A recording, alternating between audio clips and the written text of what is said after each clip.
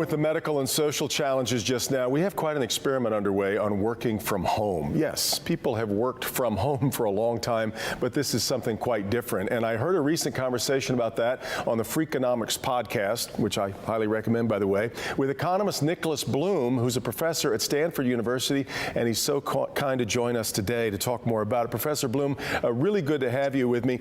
You've studied this phenomenon before of the impacts of working at home. This is different, but in short, generally, what have you learned about people working at home and the phenomenon, the impact it has on the workplace and output? Well, I ran a massive experiment back in 2013 on working from home in China. We ran a big scientific experiment. We basically randomized volunteers to work from home for 9 months or not, and we found people working from home back then were 13% more productive, which is a huge increase, and their quit rates halved. So in that experiment, which people work from home 4 days a week and they're answering telephone calls, working from home was fantastically productive and it was hugely positive. It was interesting, though, before we get to the differences that we might see now, you also found, though, that by the time the experiment was done, people were largely ready to go back to the workplace. Yes, I mean, it wasn't entirely positive, and I'm actually very negative on the current situation, but back in the Chinese experience, we found that at the end of the 9 months, half of the employees, all of whom had volunteered at the beginning, wanted to come back to work, and they basically told us they were lonely, they felt isolated. You know, bear in mind, these were people whose average commute time is 40 minutes each way a day, so they were really voting with their feet to spend over an hour a day traveling to work and back simply to be around their colleagues. And isolation is exactly what the point is of what we're doing right now. The other thing is that I'm going to assume that in your earlier studies, people didn't have the distractions that they had. I mean, right now, people who are working from home also have their children with them at home and their spouses and maybe other family members. So this is a little bit different, isn't it? Oh, yeah. I have to say, I'm very unhappy with the working from home situation. I don't think it's helping. I mean, clearly we have to do it for medical reasons, but there's a number of huge challenges. One, you have your kids running around. My 4-year-old repeatedly runs into the door, shouts, doo-doo, jumps on my bed and runs out. It's not helping my work. Two, when we did it, people expected to have their own rooms to work in. I mean, I don't know if you can see, but this is my bedroom right here. Yeah. Not an ideal working from home situation. That door behind me actually leads to a bathroom. It's hardly, what I would say is conducive to productivity. Third factor is, these are people who are only working in our experiment, they're working from home 4 days a week. That fifth day week's critical for coming in, meeting your colleagues, thinking of new ideas, getting motivated. If you're at home 5 days a week, you feel very isolated and it's really hard to keep going. So maybe it's okay for a week or two, but give it 1 or 2 months, this is going to be problematic. Yeah. And then finally, these are all people who volunteered. So right now, nobody's volunteered. We've all been thrown home, Right. It's like, being thrown out of the plane after 10 minutes of a skydiving lessons.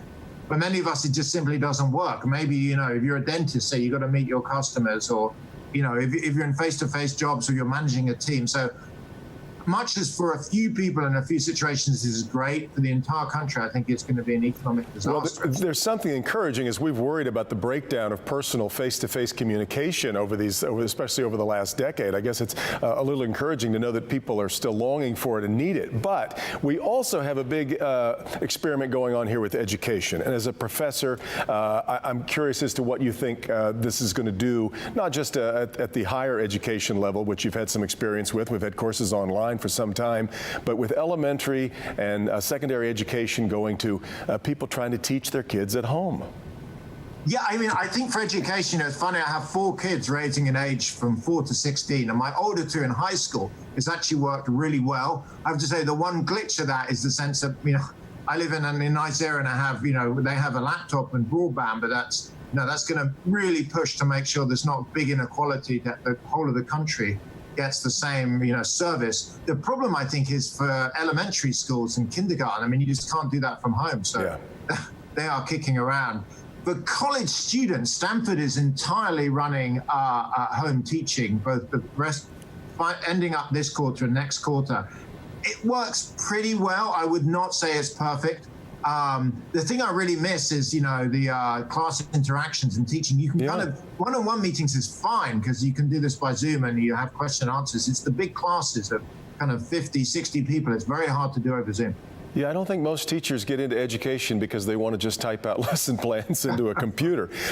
Lastly, I wanted to make sure that since I've got an economist with me this morning to talk a little bit about your thoughts. I really bristle at calling what Congress passed. I hate calling it a stimulus plan. That sounds like it's much more concerned with the economy than it is with people's lives.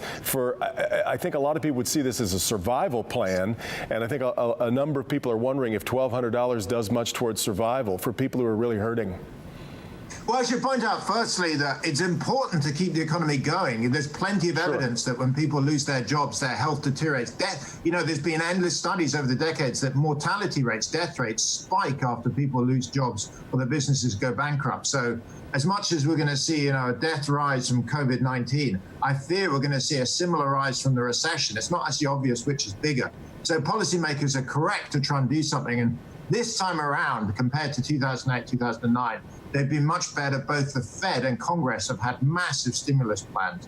I mean, it's not going to cure everything. It's going to reduce the drop. But, the numbers that are coming out now, they're horrible. I've just not seen a recession this bad since, obviously in the data going back to the Great Depression. The hope is it will be a short drop and a rapid rebound, which I think is likely. So 2020, the middle of this year is going to be just a nightmare economically, but hopefully by the end of the year, we'll see a rapid rebound. We sure hope so. Professor Nicholas Bloom joining us from Stanford. I must admit, I'm a little sorry your 4-year-old didn't make an appearance jumping in through the back, but really, really good to talk to you this morning. Thanks so much for the time. Okay, thanks, Ed. You bet. Bye. We'll be back with more. This is Flashpoint on Local 4. Back in just a second.